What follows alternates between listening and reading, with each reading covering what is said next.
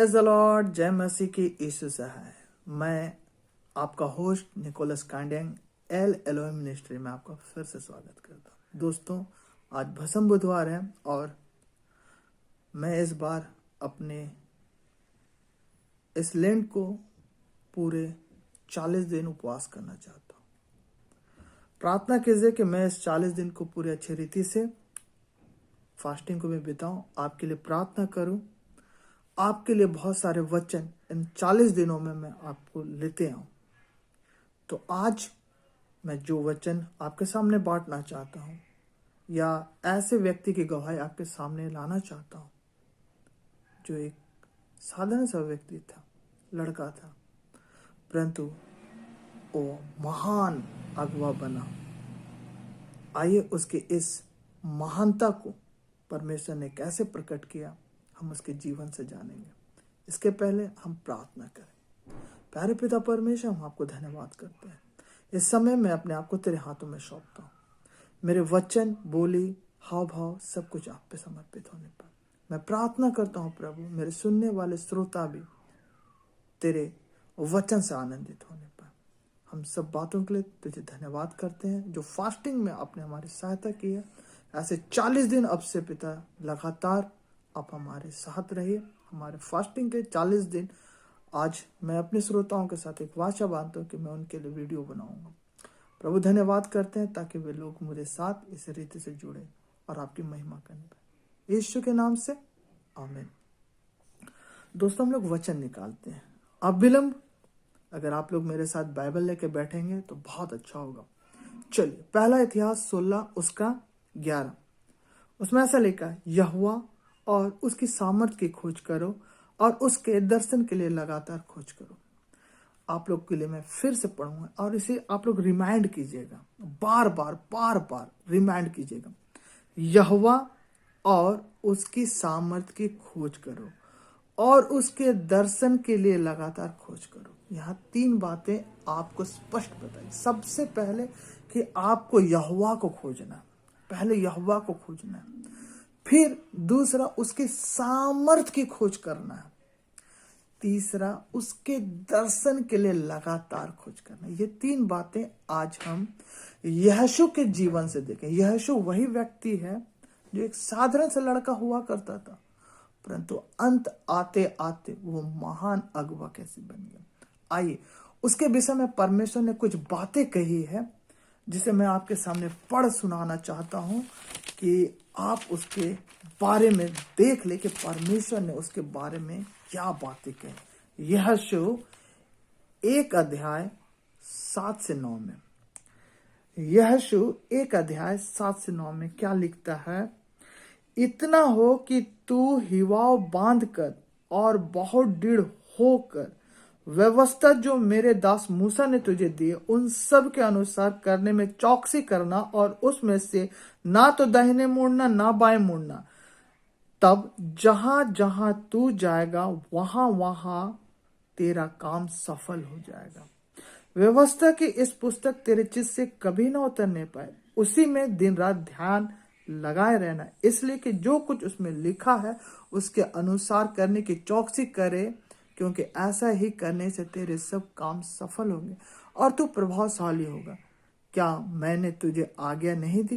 हिवाव बांध और दृढ़ हो जा, भय ना खाना और तेरा मन कच्चा ना हो, क्योंकि जहां जहां तू जाएगा वहां वहां तेरा परमेश्वर तेरे संग रहेगा। यहाँ परमेश्वर ने यहोशू के साथ वाचा बांध ली। मूसा के बाद इजरायलियों को उस प्रतिज्ञा के देश में ले जाने के लिए परमेश्वर ने यहोशू को चुना। क्या यहोशू को परमेश्वर ने ऐसे ही चुन लिया? क्या ऐसे ही परमेश्वर ने यहोशू के साथ ऐसे ही काम कर गया? नहीं मेरे प्रिय, इसके पीछे की कहानी है, तो मैं आपको बैक में लेके जाऊंगा। ये तो प्रेजेंट टाइम में उसके साथ वाचा बांधा, मैं आपको उसके पुराने व्यक्तित्व पे लेके जाऊंगा कि उसने क्या किया। तो मेरे प्रियो, सबसे पहले मैं एक पद पढ़ना चाहता हूं जो लिखा है निर्गमन 24 उसका 13। निर्गमन अगर आप लोग पाएंगे उसका 24 उसका 13 में क्या लिखा है, तब मूसा यहोशू नाम के अपने सेवक समेत परमेश्वर के पर्वत पर चढ़ गया। यहोशू का पहला जो इंट्रोडक्शन है या उसके नाम का या उसके व्यक्तित्व का परिचय ये इसी पद में मिलता। हम पाते हैं कि मूसा ने यहोशू को अपने साथ कहां ले गया? परमेश्वर से बातें करने के लिए पहाड़ पे चढ़ गया।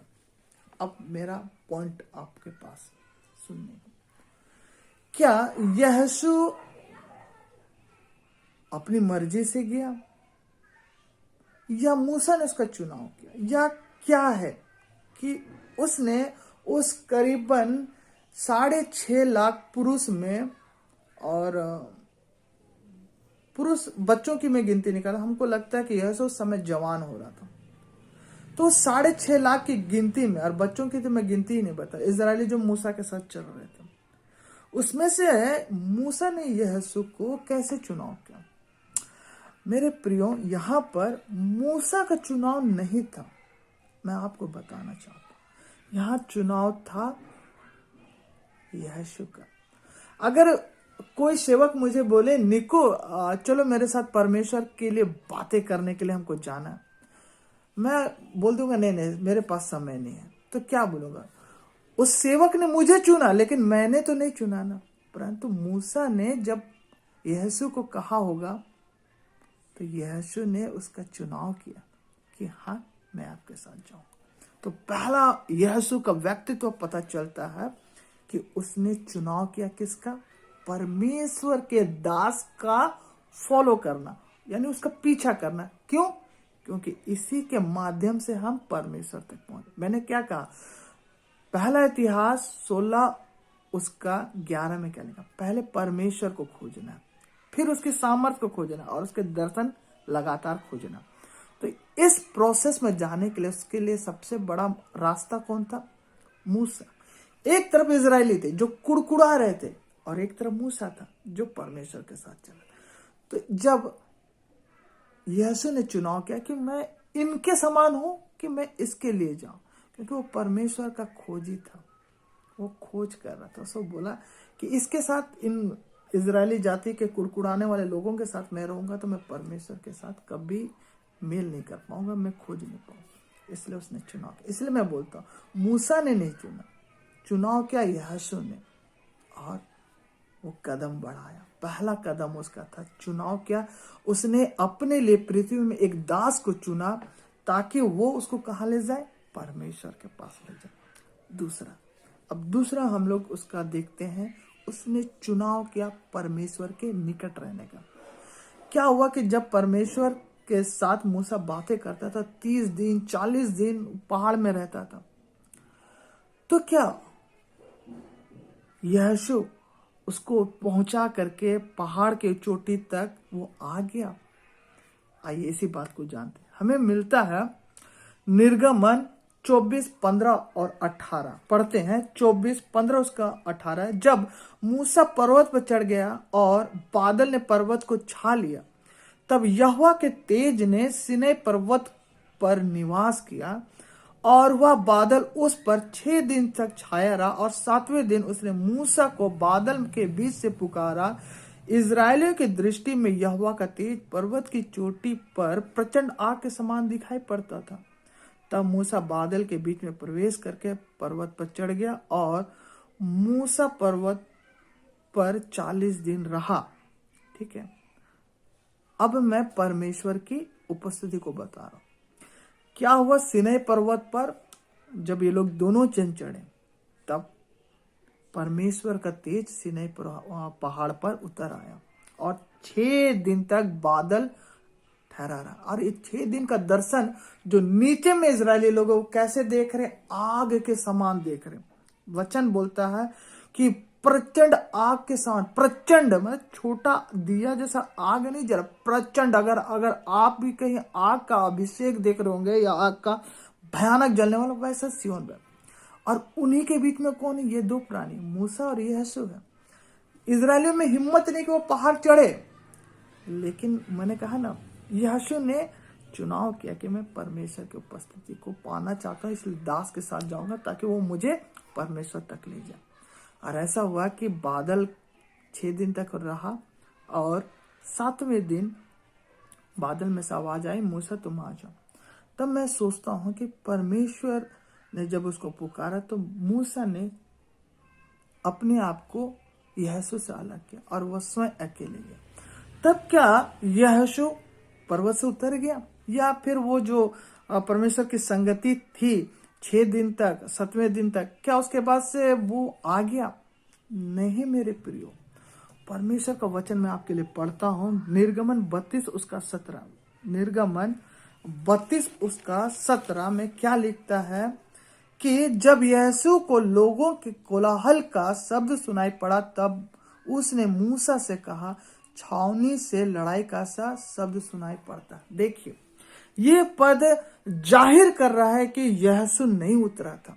वो बोला ऊपर से उसको दिखाई पड़ रहा है इजरायलियों में क्या हो रहा, कुछ कोलाहल हो रहा है। इसका मतलब वो उनके साथ जाके नहीं मिला। अगर उनके साथ मिला होता तो उन्हें पता चलता कि क्या कोलाहल है। और मूसा को बोलता है कि देख वहां पर बेदी बना दिया है, वहां पर अपने लिए एक प्रभु बना लिया है, ऐसा आके बोलता। उसको जाके मूसा को क्या बोलता है कि देखो ऐसा सा हमको सुनाई पड़ रहा है। मूसा को पता है क्योंकि परमेश्वर ने मूसा को बता दिया कि नीचे क्या हो रहा है। यहोशू को नहीं पता। ये बात दर्शाता है कि यहोशू वहां पर था कितने दिन? 40 दिन मेरे प्रियो। Praise the Lord. मूसा तो परमेश्वर की उपस्थिति में भरपूर था। वो लिख रहा, उसको स्वर्गदूत बता रहा, परमेश्वर बता रहा क्या हो रहा। यहोशू क्या कर रहा है अलग होकर? वो क्या कर रहा वहां पर? वो भी परमेश्वर की संगति। क्या परमेश्वर नहीं देख रहा है? यहोशू भी है मेरे साथ। वो अपने लोगों को ना आनंद देना जानता है। यहोशू भी 40 दिन तक ना वहां पर पहाड़ों के बीच पेड़ पौधों, जो पता नहीं पहाड़ में, मैं सिने पहाड़ नहीं गया, लेकिन मैं सोचता हूँ कि उसके आसपास क्या होंगे पहाड़ में। मनोरंजन के कुछ साधन तो होंगे नहीं कि उससे 40 दिन वो भी रहा और मूसा के साथ उतरा। तो उसने चुनाव किया कि कुछ भी हो जाए मैं परमेश्वर की उपस्थिति में रहूंगा। भजन संहिता 84:10 क्या कहते हैं कि तेरे आंगन में बिताया गया एक दिन कहीं और के 1000 दिन से उत्तम। वो अगर लौट के आ जाता है ना, वो फिर से संसार में होता है, परंतु वो लौटा नहीं। उसने चुनाव किया। प्रभु का धन्यवाद हो। उसने तीसरा चुनाव किया उसके आंगन में ही रहने का, क्योंकि मैंने कहा ना 40 दिन। निर्गमन 33 उसका 11 में लिखा है।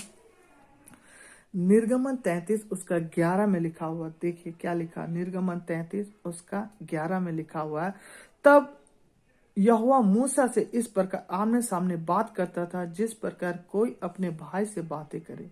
और मूसा तो छावनी में लौट आता था, पर यहोशू नाम का जवान जो नून का पुत्र मूसा का सेवक था वह तंबू में से ना निकलता था। Praise the Lord.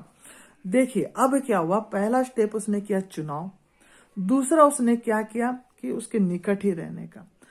तीसरा उसने चुनाव किया उसके आंगन में ही मैं रहूं। मिलाप वाला तंबू आप लोग सब जानते हैं, आपको मैं बताऊंगा नहीं क्योंकि इस पर मैं समय व्यर्थ नहीं करूंगा। आप लोग को मैं बता दूं कि मूसा मिलाप वाला तंबू इसलिए बनाता था कि परमेश्वर जब रुक जाता था उन लोगों को, जब रात में आग के खंबे से और दिन में बादल के खंबे से अगुवाई करता था, और जब उन लोगों को रोकना होता था उस बादल रुक जाता था, तो वे लोग समझ जाते थे कि रुकना। तो मूसा क्या करता, परमेश्वर से मिलने के लिए एक मिलाप वाला तंबू जो सब छावनी से अलग में बनाता था। अब क्या हो रहा है कि जब ऐसा हुआ तब वो अपने साथ यहोशू को भी लेके जाता। मिलाप वाले तंबू में क्या होता है कि परमेश्वर की उपस्थिति मूसा के साथ बने, आमने सामने बातें हो रही, और यहोशू जो है नून का पुत्र वो कहा वहीं पर है। वो सब बातों को बड़ी गंभीरता से देख रहा है कि एक दास कैसे परमेश्वर के साथ संगति करता, हमको भी आगे में कैसे क्या करना। अब देखिए क्या होता है कि जब बातचीत खत्म हो जाता है मूसा लौट जाता है छावनी में, परंतु उसका दास नहीं लौटता यहोशू। Praise the Lord. अब क्या बोलता, भाई अब तुम मेरे को परमेश्वर तक पहुंचा दिया, उसके आंगन तक पहुंचा दिया, अब मैं ये आंगन नहीं छोड़ूंगा, भले तुमको जाना है तो जाओ। इस संसार में भी हम आप ना किसी सेवक के माध्यम से परमेश्वर के तक पहुंचे, और जब हमें परमेश्वर मिल गया ना तो मैं अब बोलता हूँ कि हाँ अब मुझे मिल गया। अब दास को मुझे अब परमेश्वर के पास ले जाने की आवश्यकता नहीं, क्योंकि मैंने उसे पा लिया।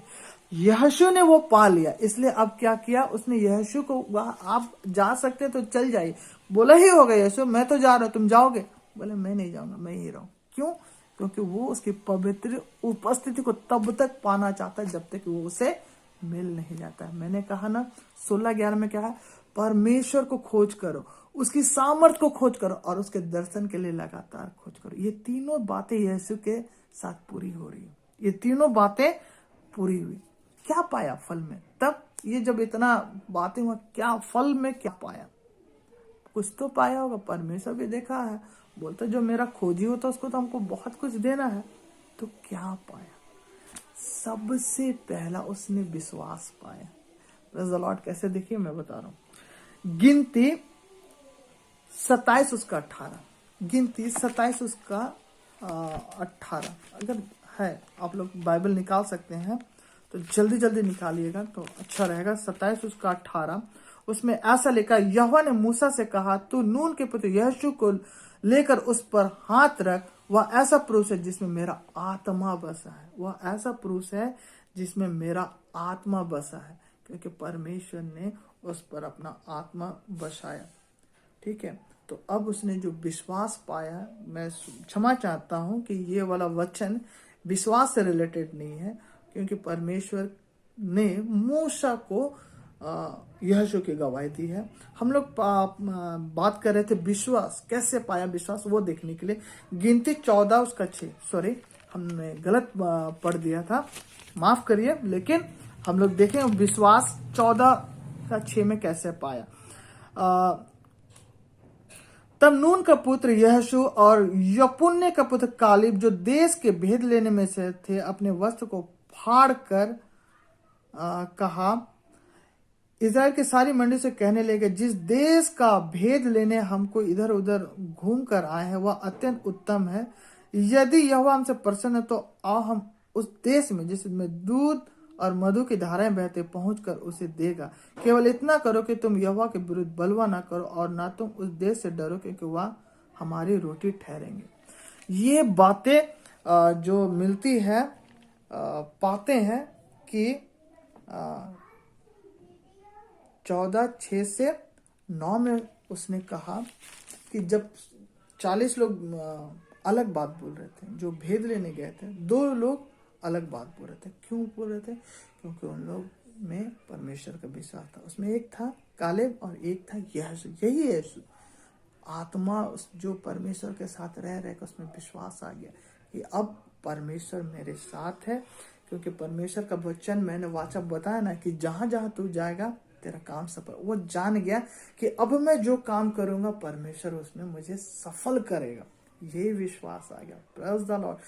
क्या बोलता है फिलिपी 4:13, जो मुझे सामर्थ्य देता उसके द्वारा मैं सब कुछ कर सकता हूँ। और वो जान गया है, जैसा मैंने कहा ना 16:11 इतिहास 16:11 में उसके सामर्थ्य की खोज और परमेश्वर के सामर्थ्य को वो पा लिया। Praise the Lord. प्रभु आपको धन्यवाद।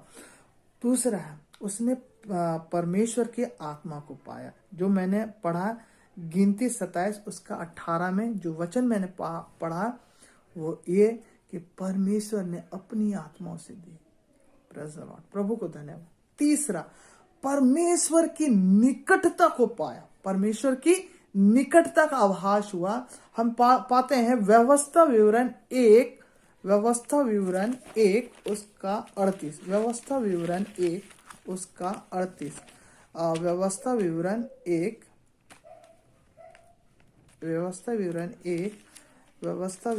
1 उसका 38 में ऐसा लिखा हुआ है,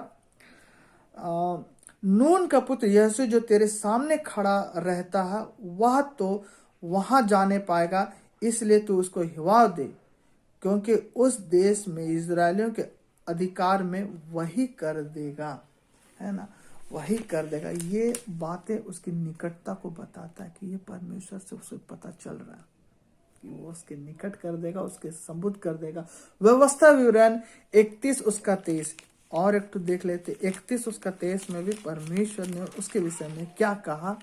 31 उसका 23 23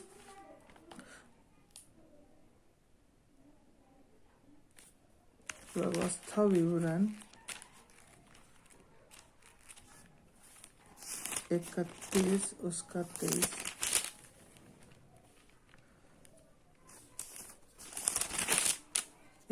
उसका 23।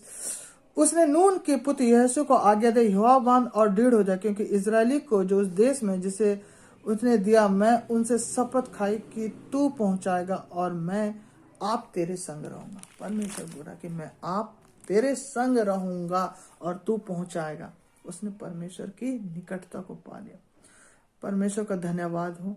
उसने क्या हुआ? उसने महान अगुआ बना। यहोशू 3:7 बताता वचन कि उसने इजरायलियों को बहुत अच्छी तरीके से अगुवाई की। अब हम लोग पाते हैं कि परमेश्वर ने कौन कौन से सामर्थ के काम यहोशू के द्वारा किए। आप लोग जान लीजिए कितने राजा को यहोशू ने हराया। ये लड़का जो है ये युद्ध कौशल का अभ्यस्त नहीं था, ना इसे तलवार चलाने आता था, ना भालू को फेंकने, ना तीरंदाजी, ना कुछ, परंतु जो था वो परमेश्वर था। फिलिपी 4:13, जो मुझे सामर्थ देता उसके द्वारा मैं सब कुछ कर सकता। परमेश्वर ने कहा जहां जहां तू जाएगा मैं तेरे संग संग रहूंगा। ये वाचा, जहां तेरे कदम पड़ेंगे वो मैं तुझे दे दूंगा, वो तेरे लिए जीत लूंगा। एक 40 राजा को उसने हराया। आप लोग अगर यहोशू 12:7-24 है ना पढ़ेंगे, एक 40 राजाओं को उसने हराया। मैं ऐसे राजाओं की बात नहीं कर रहा जो उसके पास सरेंडर आ गए। कितने ऐसे थे जो आकर उसके पास सरेंडर हो गए कि हम आपके अधीनता है। मैं उसकी गिनती नहीं कर रहा, जितनों को उसने हराया। मूसा के साथ रह के भी उसने लड़ाई की, मैं उसकी भी काउंटिंग नहीं कर रहा। अगर उन सब की काउंटिंग कर दूं ना तो शायद हमको लगता है 100 से पार हो जाएगा।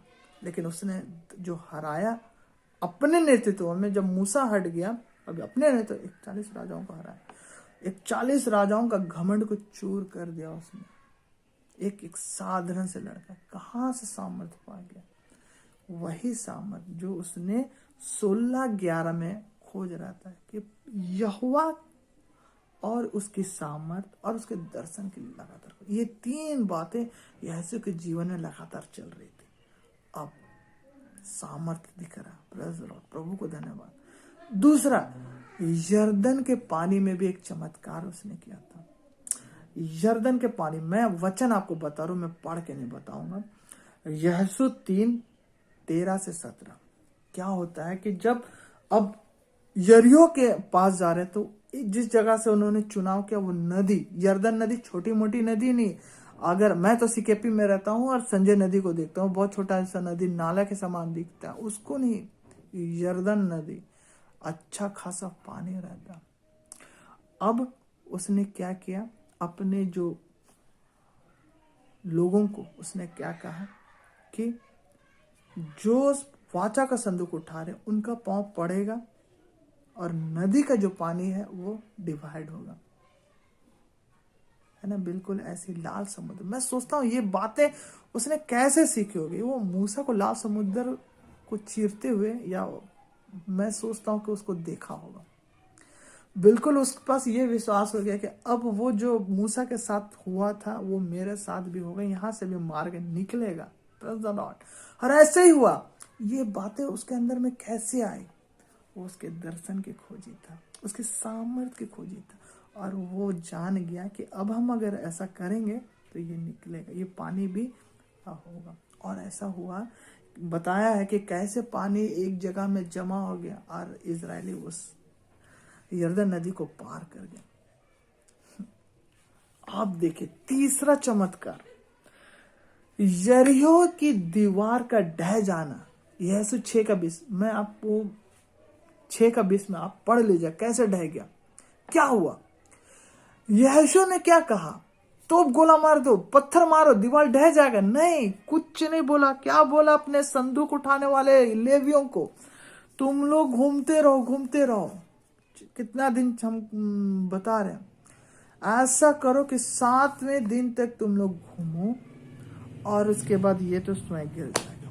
ये बात कैसे पता चले? परमेश्वर के साथ वो दर्शन में लगातार जुड़ा हुआ है। वो बातें कर रहा, प्रभु कैसे दीवारों को करना होगा, कुछ नहीं कि यीशु तुम मैं काम करो, तुम अपने लेवियों को कहो कि वो लोग ऐसा करें। क्या हुआ, जैसे घूमा 7 बार उस वाचा का संदूक, तुर ही बजाया कि नहीं सब दह गया। कितना भयानक चमत्कार हुआ था। जो लोग घमंड कर रहे थे कि इसको कभी लोग ढहा नहीं सकते, वो सिर्फ तुर ही बजा के कर रहे। कैसे सामर्थ हो रही, क्योंकि यीशु ने उस सामर्थ को खोज लिया जो पहला इतिहास 16 उसका 11 में कह रहा है। चौथा, सूरज और चांद भी रुक गया। Praise the Lord. यह आदमी क्या कर रहा है, प्राकृतिक के साथ भी खेल कर रहा है। यीशु 10:15 और 10:12 से 15 में ऐसा लिखा, अमेरिकियों के साथ युद्ध पे था, और जब उसके लगा कि हम इतनी सेना को मारने के लिए मेरे लिए दिन कम पड़ जा रहा है, ये दिन कम पड़ जा रहा है, क्योंकि पता चल रहा है कि इतना में तो नहीं होगा। और उस समय हो सकता है युद्ध के एक नियम होते होंगे कि शाम में लड़ा नहीं जाए या फिर कुछ ऐसे। उसने देखा कि संभव नहीं है, तो उसने क्या कहा, हे सूरज तो अपुलोन पे रुक जा। 4 पहर रुक गया। हम लोग बोलते हैं ना दिन के पहर, सुबह का 6 से 9 एक पहर, 9 से 12 दूसरा पहर, 12 से 3 तीसरा पहर, 3 से 6 चौथा पहर। 4 पहर रोक दिए, यानी कि 16 घंटा, 6 12 12 12 6 12 24 घंटा रोक दिया। मेरे प्रियो, ये बात साइंस भी मानती है।